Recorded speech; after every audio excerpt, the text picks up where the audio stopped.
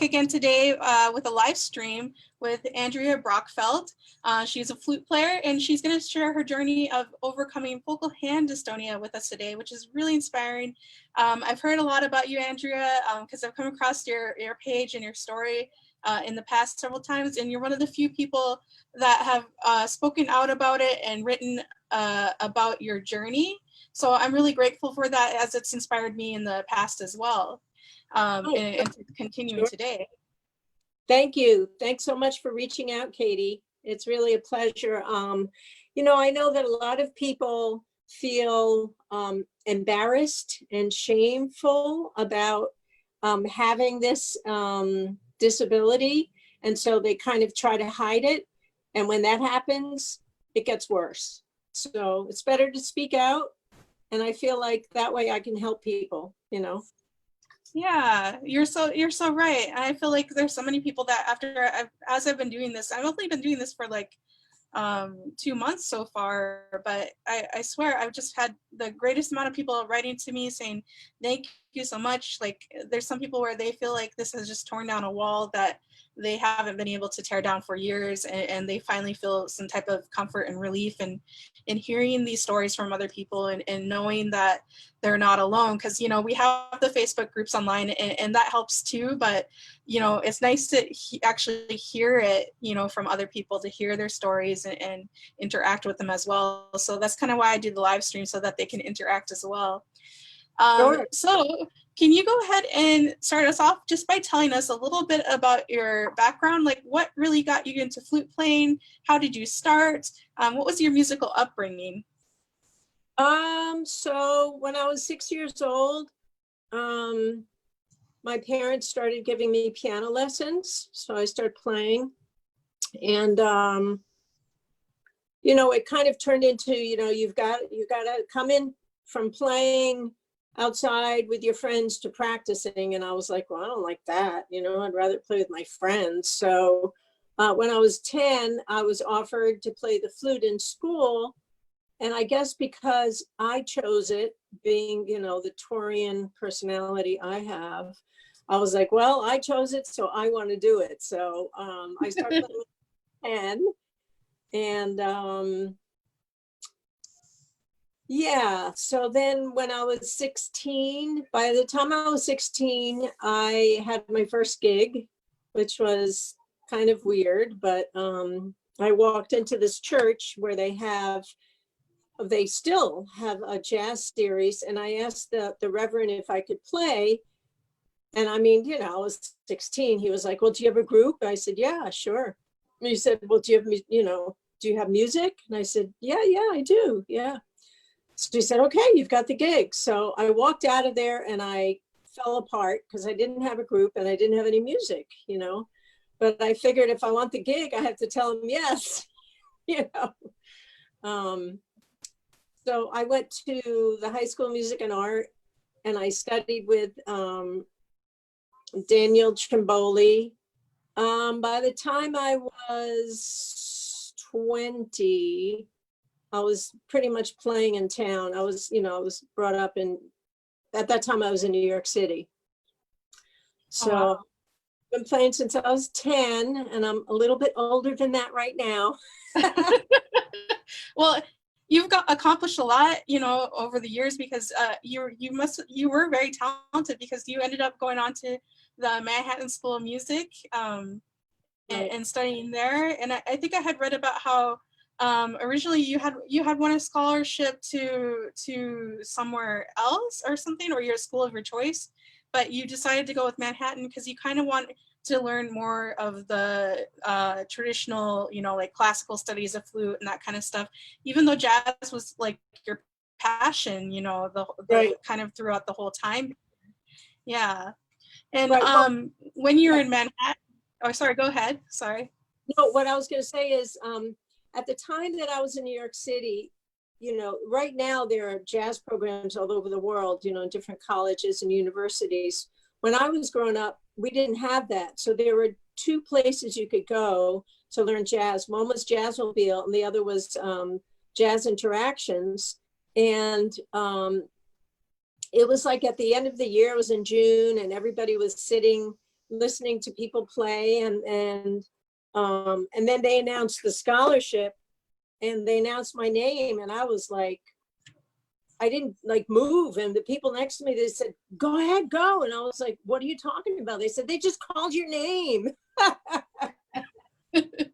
was like, okay, all right. So I got the scholarship, $1,000, which was a lot at the time, to go to Berklee School of Music, the jazz school. And you're right about that. So I called and I asked if there was a flute teacher on staff, and they said no.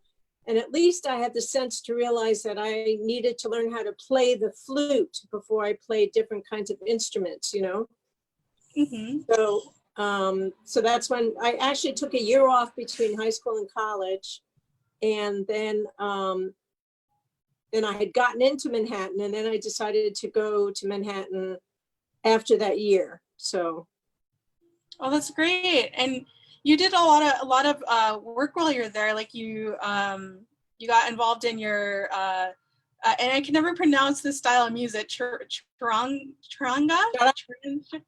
music. Yep. Oh my God, please forgive me. And started pursuing like jazz quite a bit, and then ended up recording your first LP, right? Yeah, I mean, when I was 15, I heard my first. Well, you know, I say that, but it's actually not true. But I'll continue my thought. So when I was 15, my friend Denise Bevers, who I recently connected with in Facebook, played me my first jazz record, right? And it was Out to Lunch, Eric Dolphy.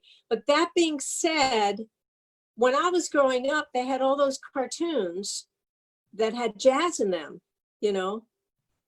Maybe you don't know, but there were black and white cartoons with Louis Armstrong playing and all these guys.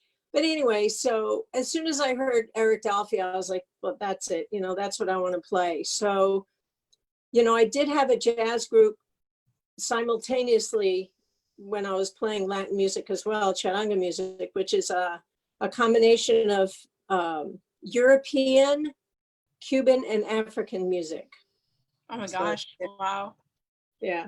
Well, I have so much respect for the jazz players, because as a French horn player, we don't have very many opportunities to do to cross over into that genre. A couple times, well, now more so days we do, but it's really amazing that what you guys are able to be able to do, because I feel like jazz players, you guys have such good, I don't know how you do it, like the improvisation stuff. I was just gonna say, I forgot to say this before we started, but I'm sorry if my heater's a little loud in here, but I forgot that my brother-in-law is teaching downstairs and my nephew's doing homeschool, and there's construction going on next door. So if you hear anything, that's what's happening. I don't hear anything. I'm, you know, it's good.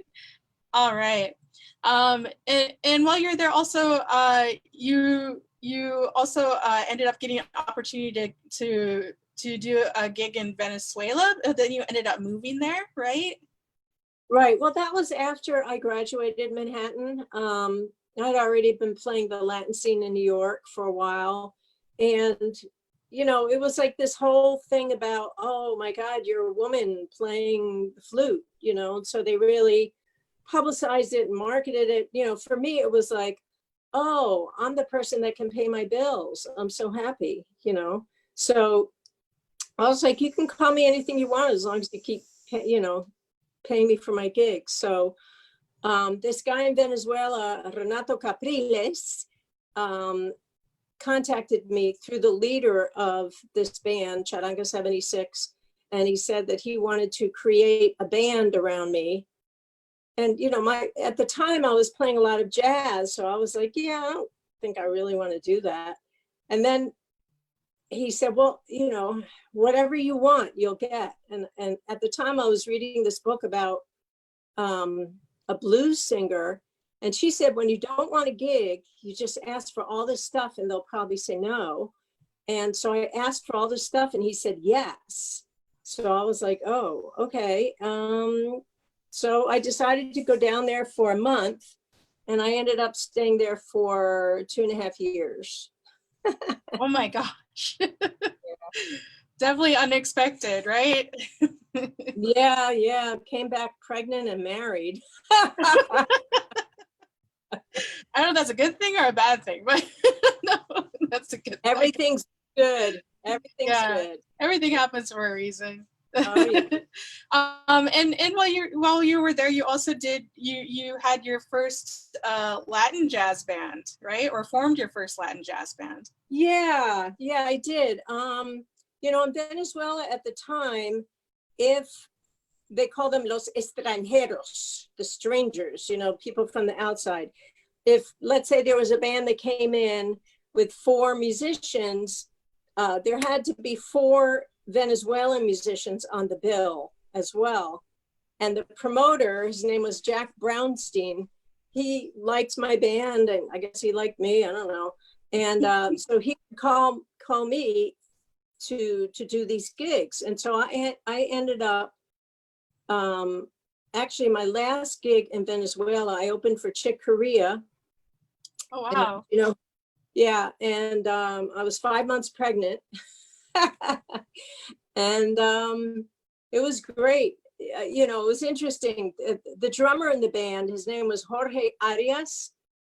At the time I was with my husband, and I was the leader of the band, but he wouldn't talk directly to me. He wouldn't take any directions from me, you know, because I was a woman. And so I always had to go through my husband for him to talk to him. Oh, oh my gosh. Yeah, it was pretty crazy. Wow. But it was a great concert. We played at this place called El Poliedro, which is the biggest, well, it might not be the biggest now, but at the time it was the biggest venue in Caracas. Wow. And I can't imagine like how much this has influenced your music and just style and way of writing too, just being able to experience not only jazz in its different forms, but just being in a different country as well. Oh yeah. You know, when you're a composer, when you're an improvisational player, you know, you have to channel what you're feeling, what you've been feeling your whole life, what you're feeling at that time, all your experiences, musical experiences, life experiences, emotional experiences, just who you are, you know, that's how you compose. You know, a friend of mine whose band I'm in, we were talking the other day, and he said, you know, can you guys write some music about what's going on right now? So it's like a whole different vibe. You're encompassing what's going on, and you have to put that into the music, you know. Mm-hmm. Well, and by the way, just because you're a French horn player doesn't mean you can't play jazz. There's plenty of French horn players out there. Yeah, there are.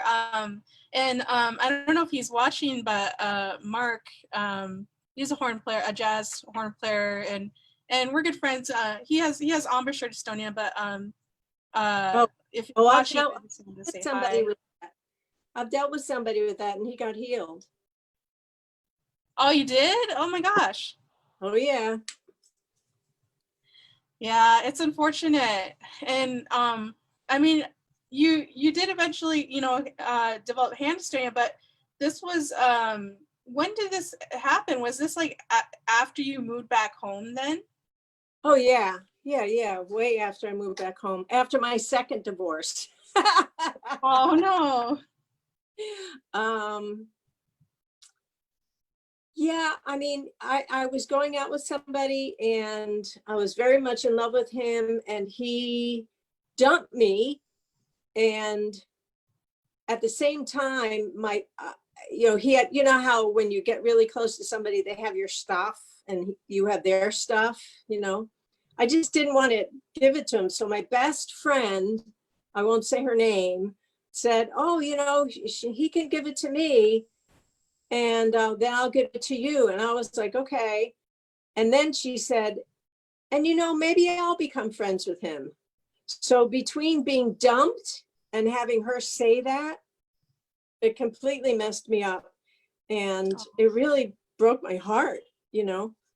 And then shortly after that, I started to not be able to play well. And I thought, oh, you know, maybe I'm stressed out. Maybe I should do some exercises. And maybe I should practice more. I mean, that's what a lot of people think.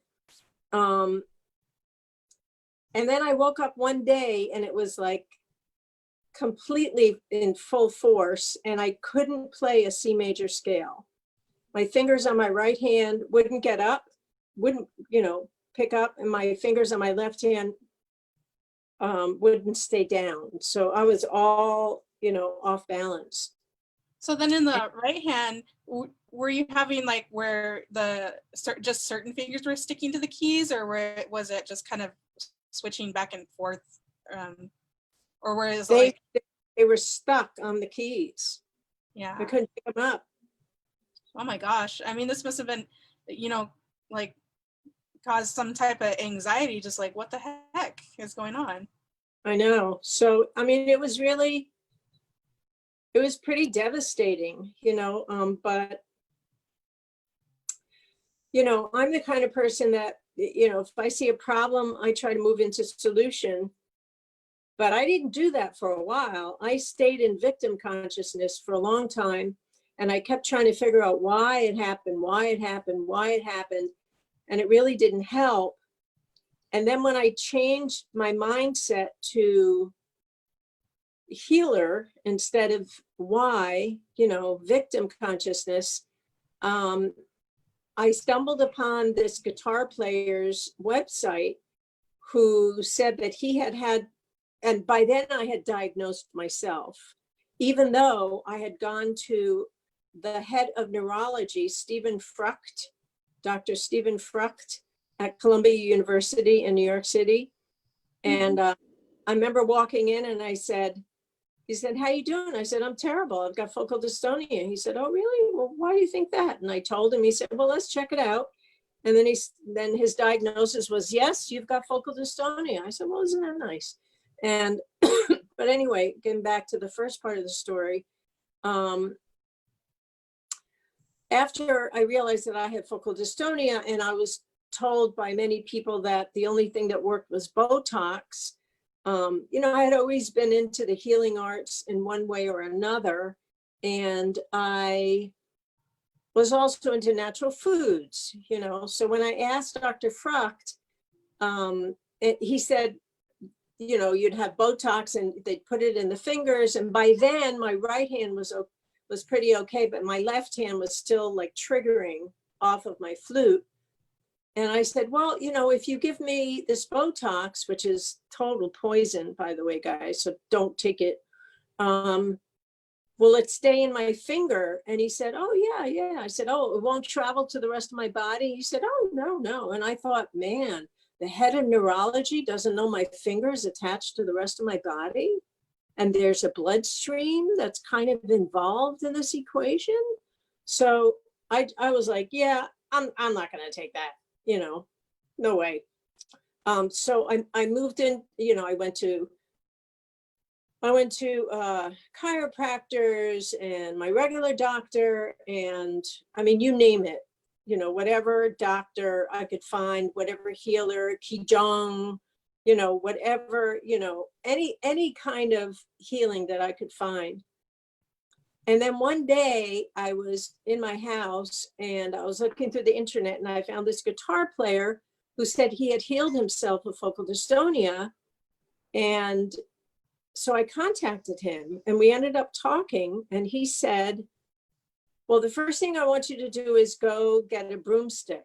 And I thought, well, I don't really know this guy, but we're on the phone and what's he going to do? He can't, I mean, if I don't like him, I'll just hang up, it was kind of a strange request. But I said, yeah, I got a broomstick. So I went and I got a broomstick. He said, put your fingers on the broomstick and try to like make believe you're playing. And I did. And he said, did anything trigger? I said, no. He said, that's great. That means you've got kinesthetic focal dystonia. So what he was trying to do is he was trying to emulate the flute, which is cylindrical, right? So basically what he said to me was, when you're playing your instrument, you think about pressing your keys down. So what I want you to do is, because this is a neurological disease, where the neurons are disconnected. It's like, you know, your neuron says, put your fingers down, and there's a disconnect because your fingers don't go down. So he said, instead of thinking about pressing your fingers down, think about picking your fingers up, and then you'll create a new neuron, which will kind of circumvent the other neuron. And by that time, I had looked into neuroplasticity because I thought, well, I know that every 7 years, our bodies completely regenerate, right? Every one of our cells. So I thought, well, my brain is part of my body. So what does that do? And then I looked into neuroplasticity. So it was kind of like a decision, you know, I'm going to heal myself, and the way I'm going to heal myself is naturally.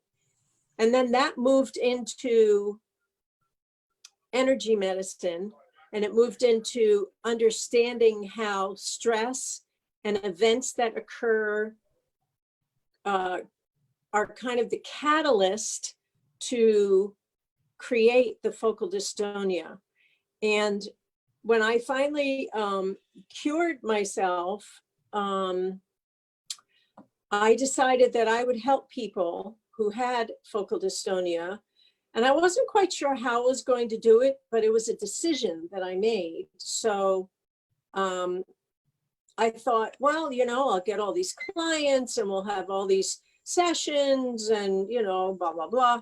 It didn't quite work out that way. The way it worked out was people would come to me and I would do a session once, and that was it.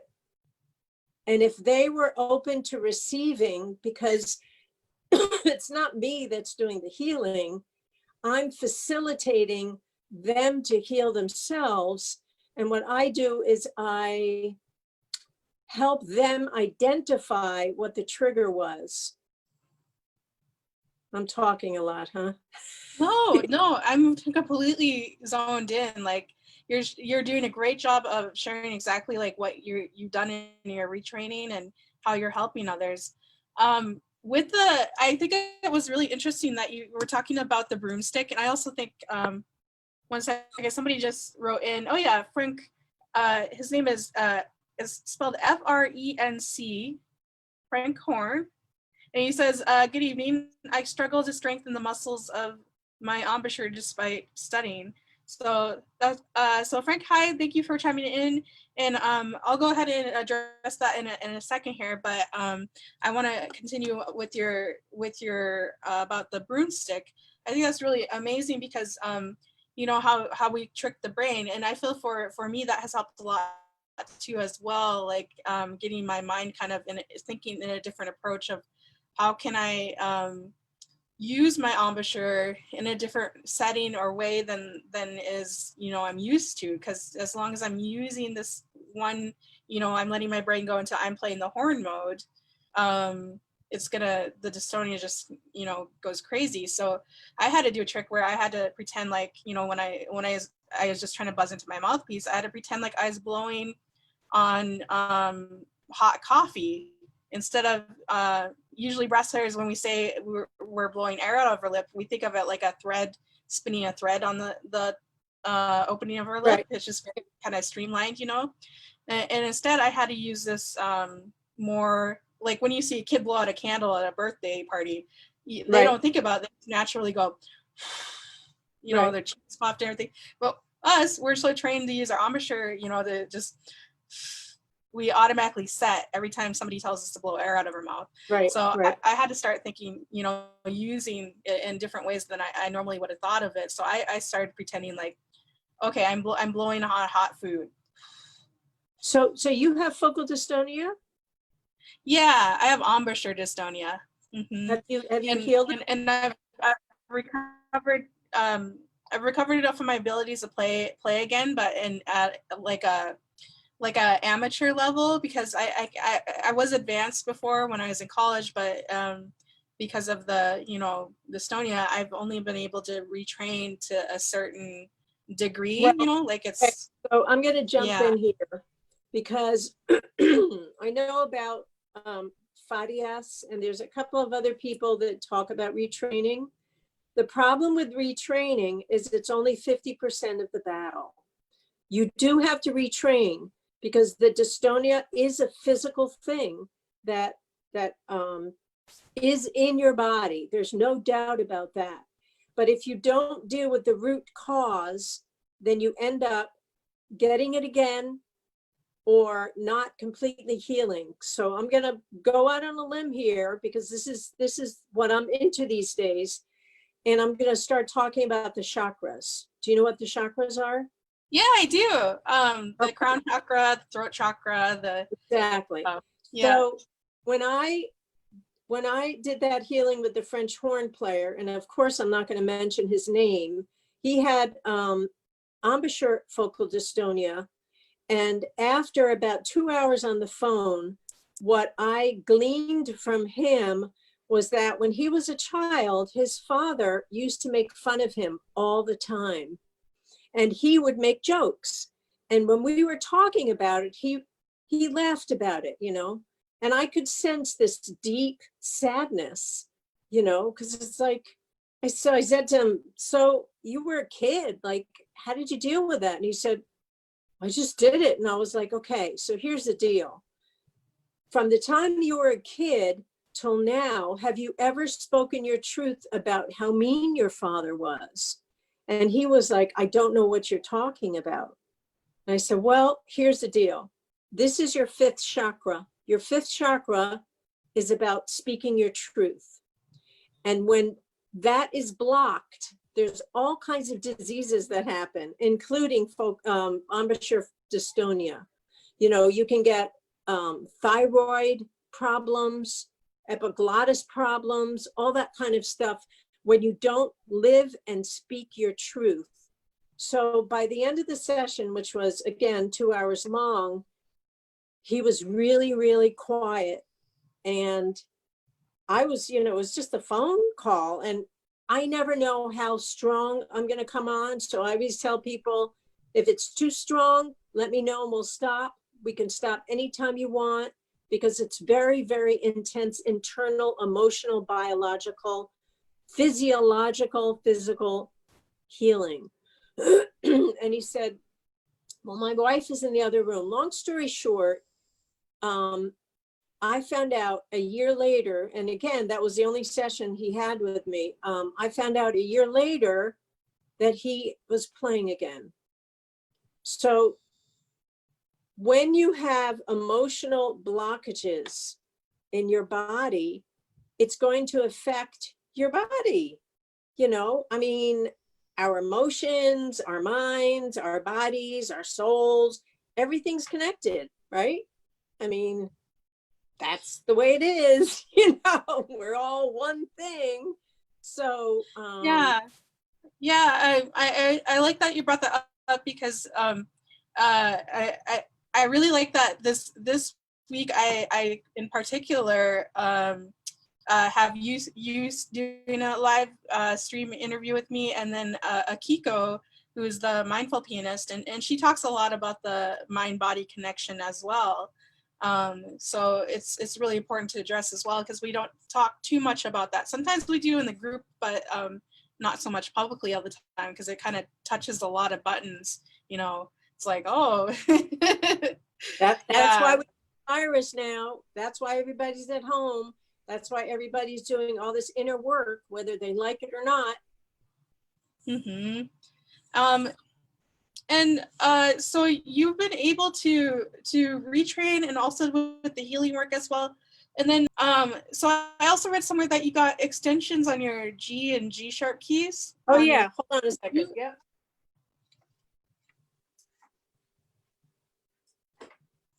So while I was healing, I couldn't, my fingers would, you know, they would go like this. And so I got these two extensions.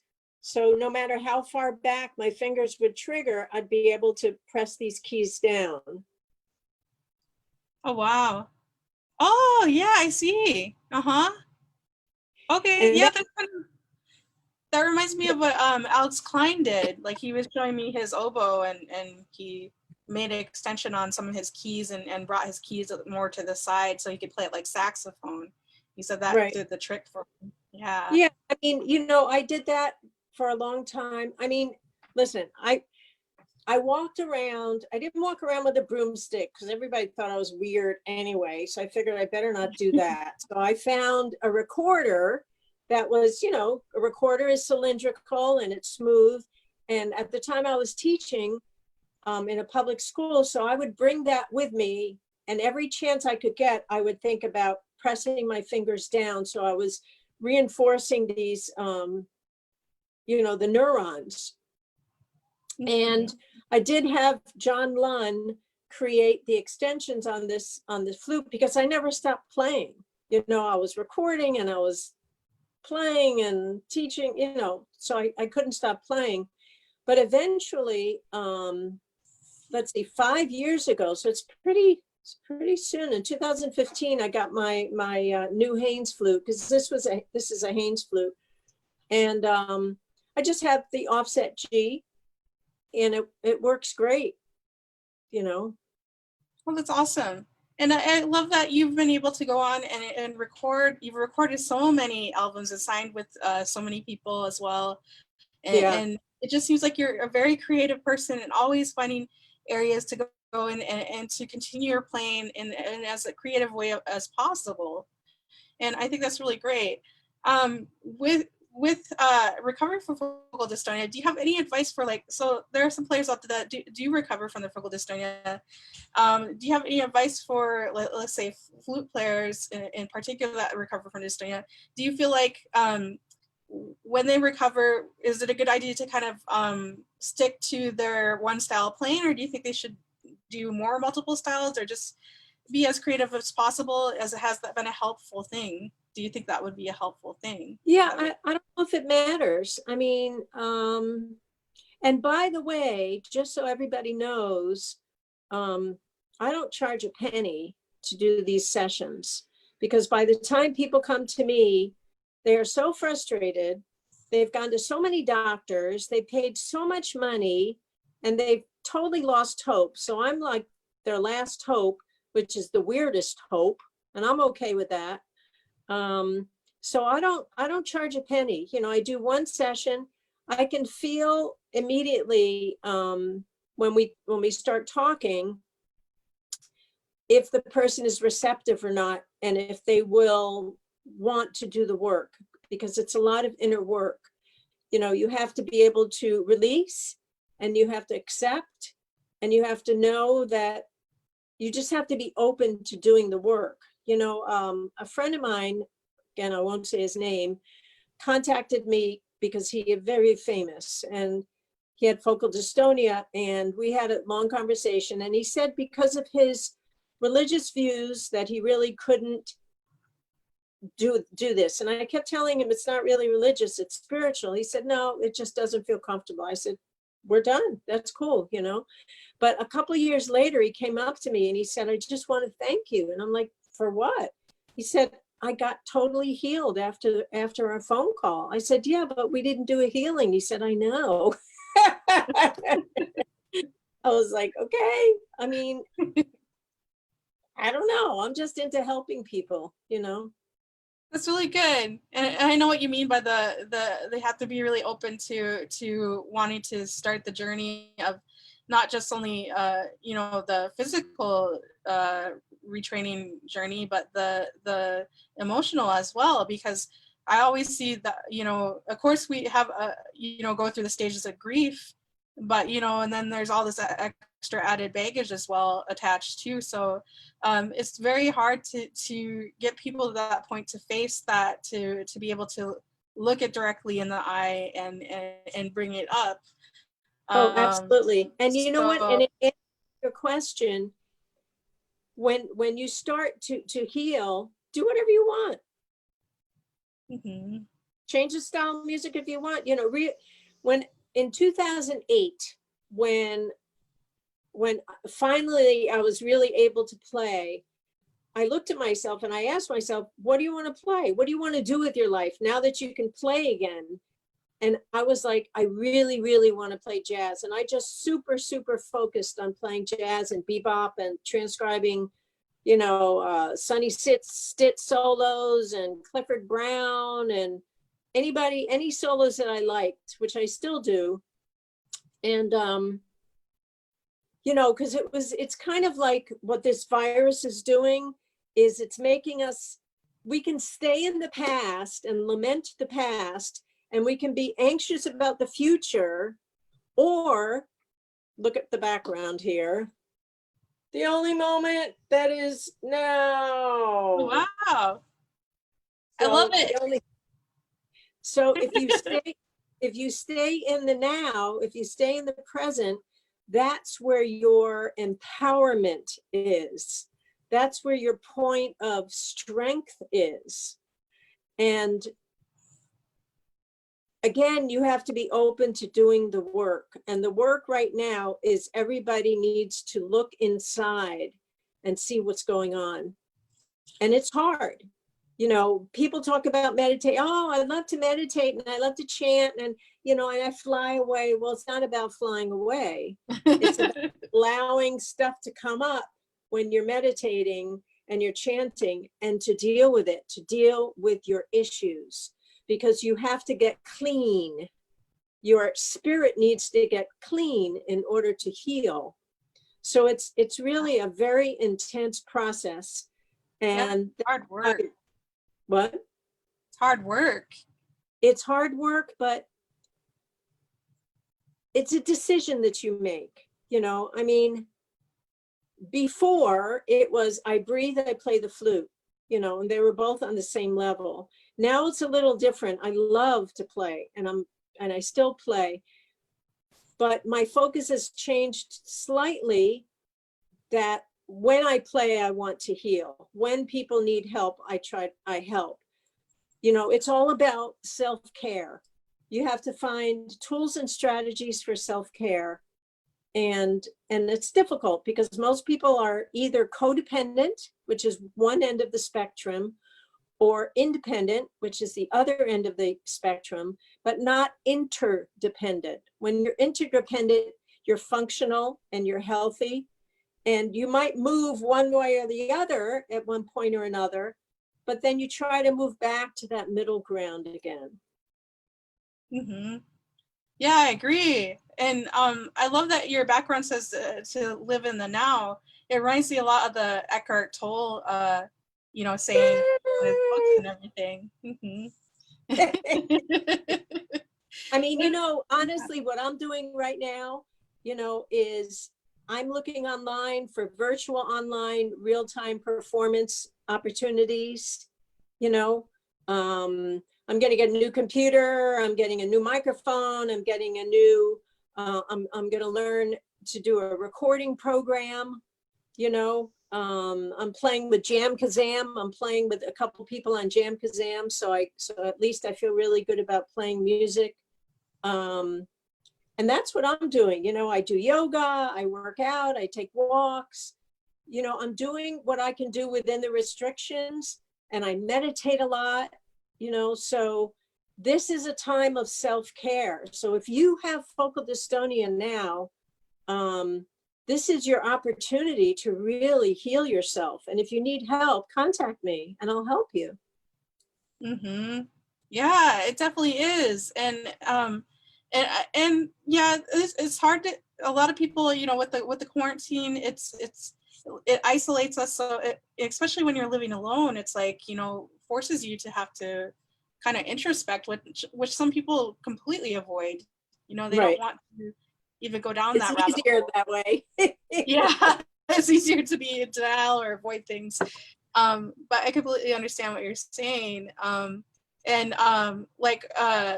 So like, for example, right now I'm kind of and I know this doesn't really relate in any way. I don't know why I'm bringing it up, but I'm kind of going through a process right now where I'm going through a lot of trying to physically heal, because I have fibroids and I had to get a hysterectomy, and I have a hernia and I had to get that surgery done. And then I just found out recently that I'm finally going to get it done. It's been 2 years of going through this physical chaos and pain, and I'm finally like, oh, there's finally, you know, I've been so patiently waiting and getting through this, and then the quarantine Katie, happened. Katie, Yeah. that's all about your third chakra, Mm-hmm.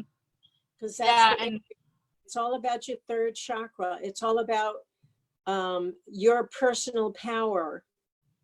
And it's also about your second chakra. Look it up. We can talk offline. You know, don't keep getting all these surgeries, man. Just, you know, there's a different way of dealing with it. yeah, yeah. And I would, yeah, we definitely can afterwards. I would totally love to. And with the focal dystonia, I'm glad that you've been helping other people and reaching out to other people.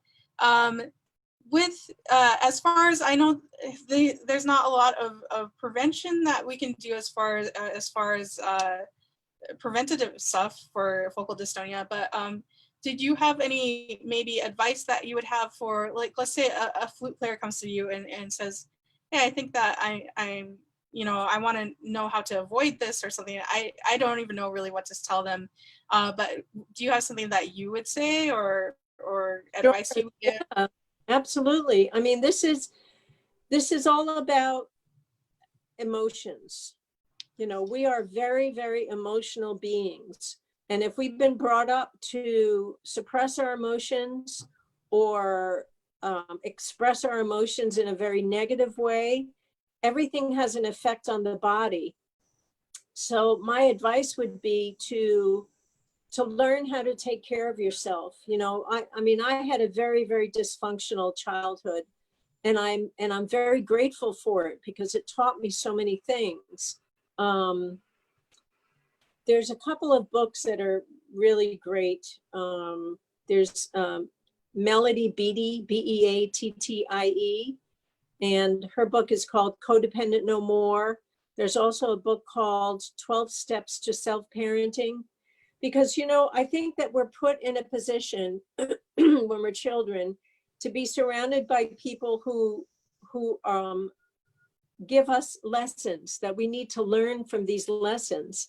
And if you get bombarded by the lessons and you feel squashed from the lessons, you're not going to learn.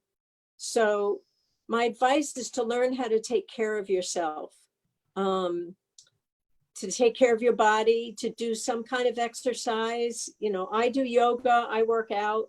You don't have to do yoga, you don't have to work out, whatever it is that feels comfortable to you. Eat well, learn how to deal with your stress, learn more important than anything else, learn how to deal with your ego, because the ego can really, really get you off kilter.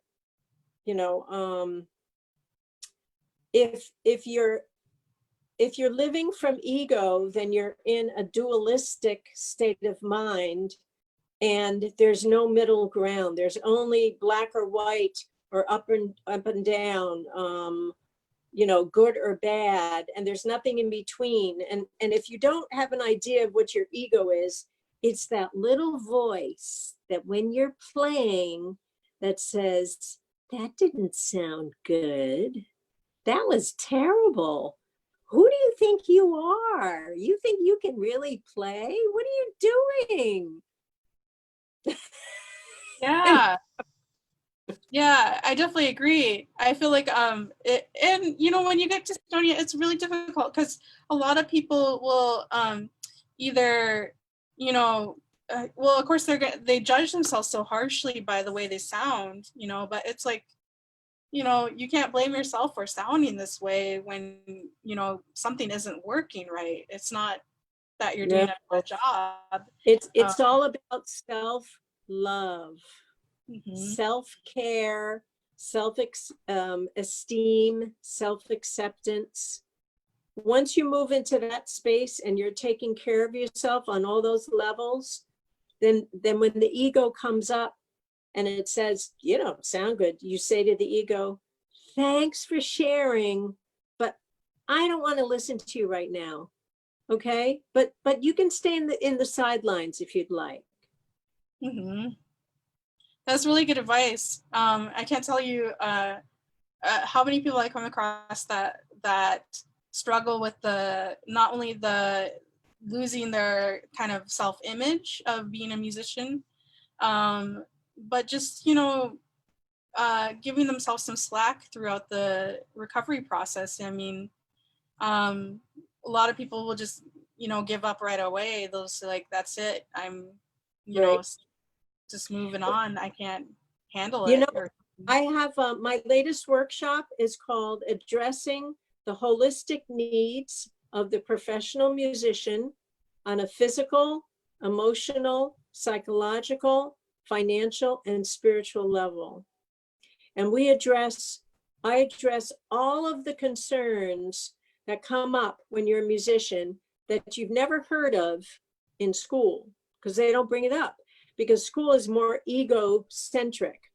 School is more, there's competition, and you have to sound great, and you have to practice 10 hours a day, and you got to learn this piece, and it's got to be perfect. And, I'm addressing, how do you feel? How does it feel when you don't have a gig and when you do have a gig? Because that's your ego. I'm being very simplistic, but it's a 2-hour workshop that has helped a lot of people, to think about things in a different way. thank you for sharing that. I'm just checking the feed here for a second. Oh, Heather's watching. Hi, Heather. Thank you for joining us. I'm really happy to see you on here. Oh, perfect. Thank you for sharing that. For you, any of you that are interested, I'll go ahead and share. If you have like a link for that workshop, we'll go ahead and put it in the comment section afterwards, so people can access it. Yeah, I mean, I don't really share the PowerPoint, but I can certainly give the workshop. Maybe we can hook something up and I could give the workshop. We could do another Zoom live feed, live stream. I don't know. I don't have all the vocabulary down. Yeah, I know the technology these days. Oh my goodness.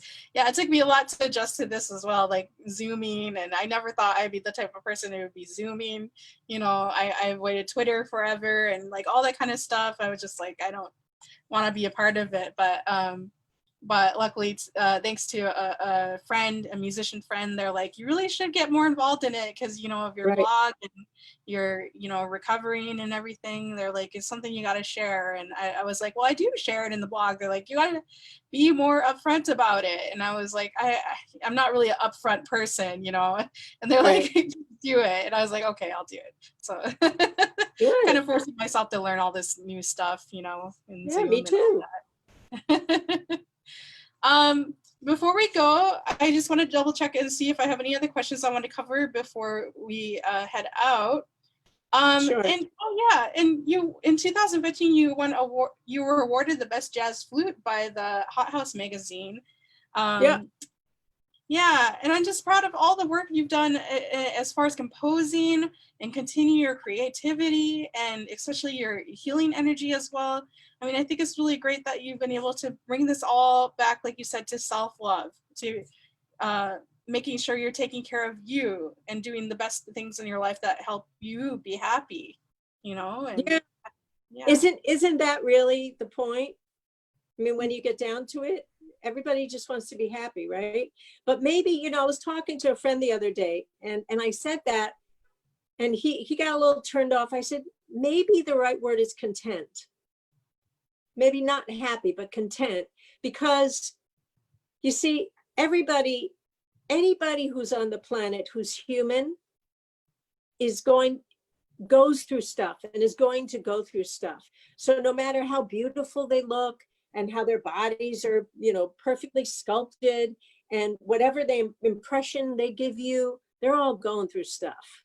So the key is to allow it to happen. So when something happens, to just allow it to happen, and have the tools and strategies so you can deal with it, so it doesn't affect you deeply. I don't know. This is probably another hour conversation because, things that affect you deeply, that's great too. But I think it's about not hanging on to stuff, I don't know. Yeah, no, I agree. And it's definitely, and some of those things, you'd be surprised at how much your subconscious tries to hide certain things from you that you do not want to remember. Um, Right. and it takes a lifetime of work to work through some of these scars that you have, and work through these things that you might not even remember.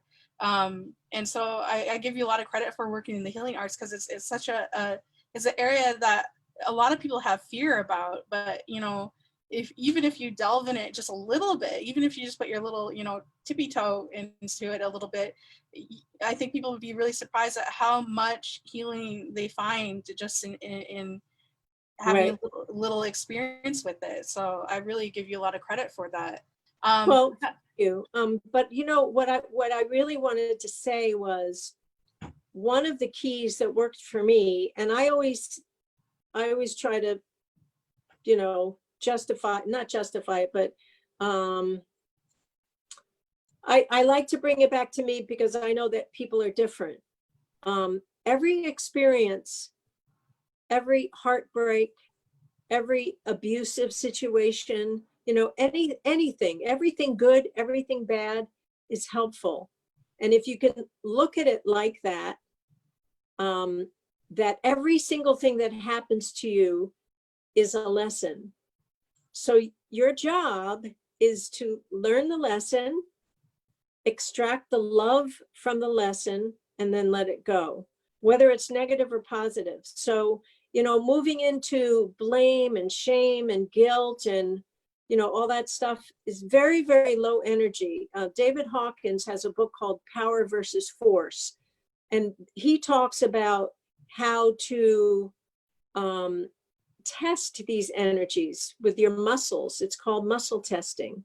And Oh, it's very wow. interesting. He has a guide with emotions, and also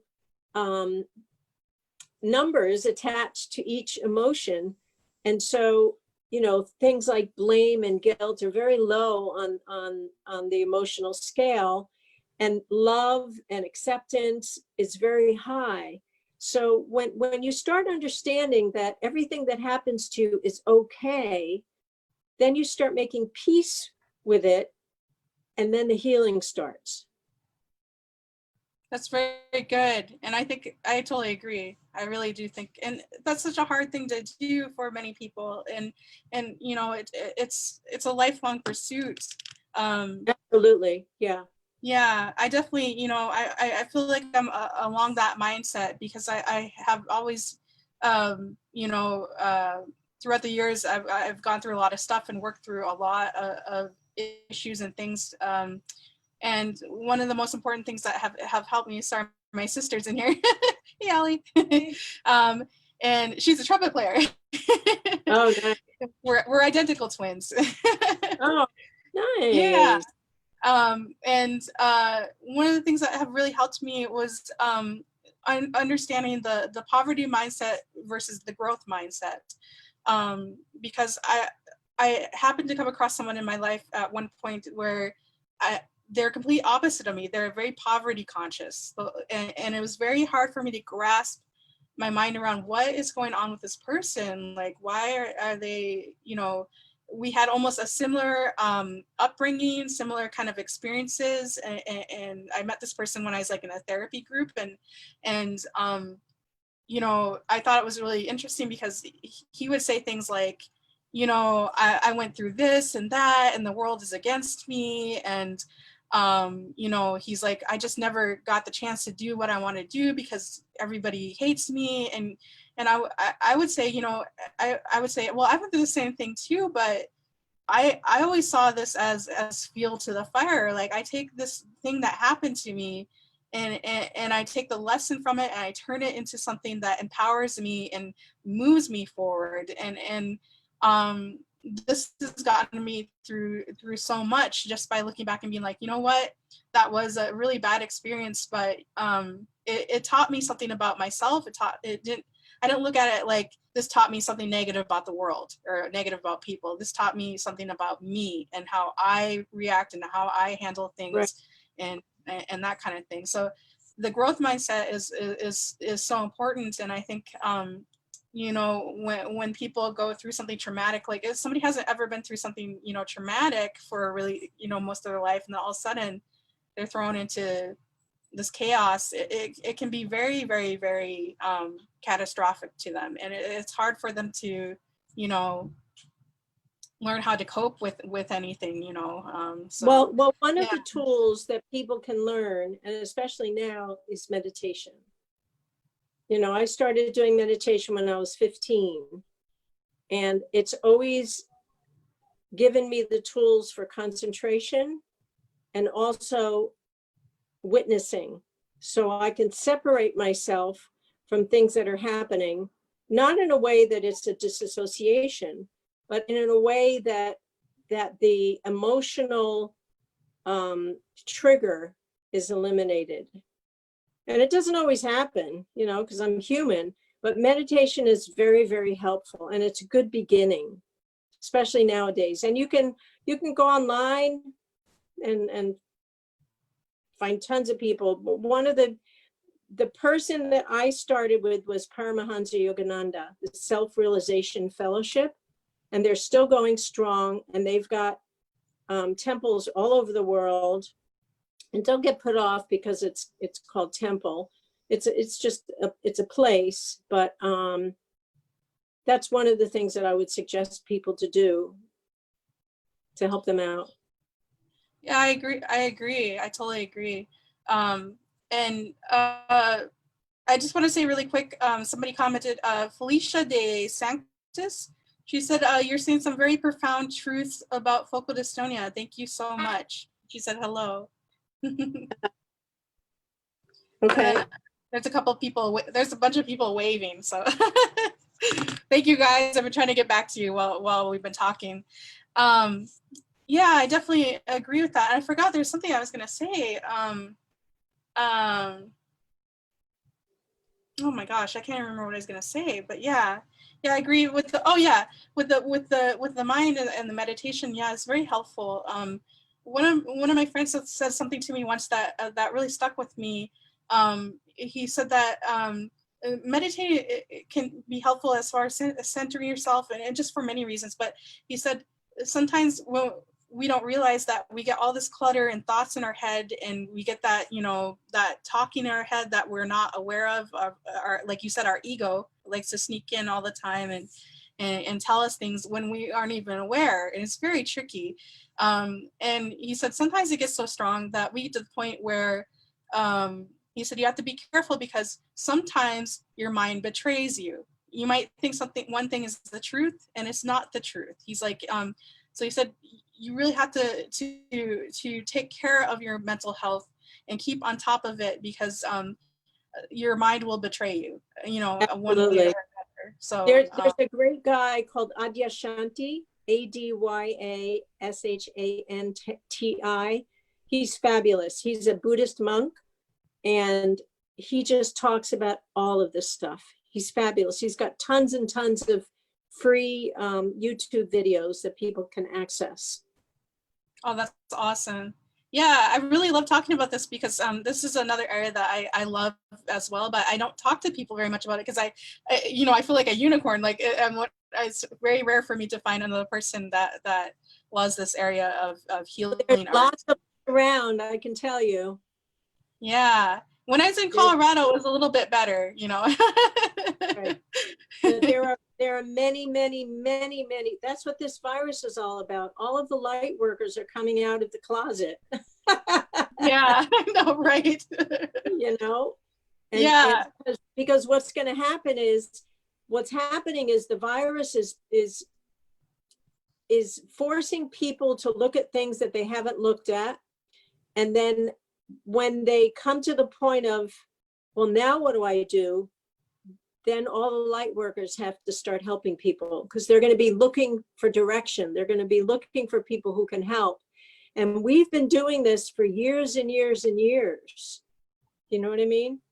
We've been working on ourselves. We've been developing ourselves and developing our craft and letting go and, you know, meditating and doing yoga and all that hippy dippy stuff, you know? Hmm.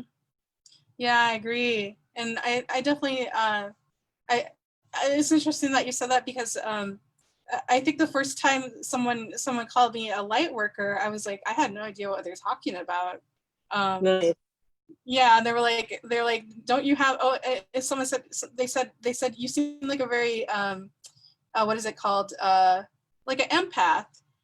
Right. And I said, oh yeah, I said I am very empathetic. Like I definitely pick up on people's emotions, and I have weird things happen to me where I'll be, you know, I'll be out at the grocery store and someone will just open up their whole entire life to me. They'll just drop it all out and it will be this, you know, just tragic stories. They'll just, and I don't even know the person, and they'll just, and I'm kind of introverted in a way where I don't, you know, I in the past I was much more extroverted, but I'm more introverted as I grow older. But I literally would just be walking down the aisle and someone would be like, oh, like, you know, hi, and they'll comment on something and it'll remind them of someone from their past, and then they'll bring up this history about their grandparent, and then they'll pour out this story to me about their grandparent, and I said, this weird thing happens to me all the time. I attract people like this all the time, and Well, this person, listen, then I'm going to give you some advice, and then I'm going to leave, because you know there's a worldwide global meditation happening right now.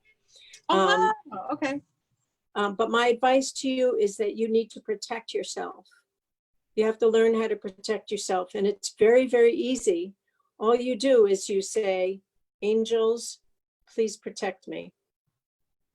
So when you go in outside, you have a field of light around you, and you don't absorb the negativity. You can help people, and then their negativity bounces off of you, right? But you can still help them. So you really have to be careful, because that's a reality when you're a light worker. You have to learn how to protect yourself.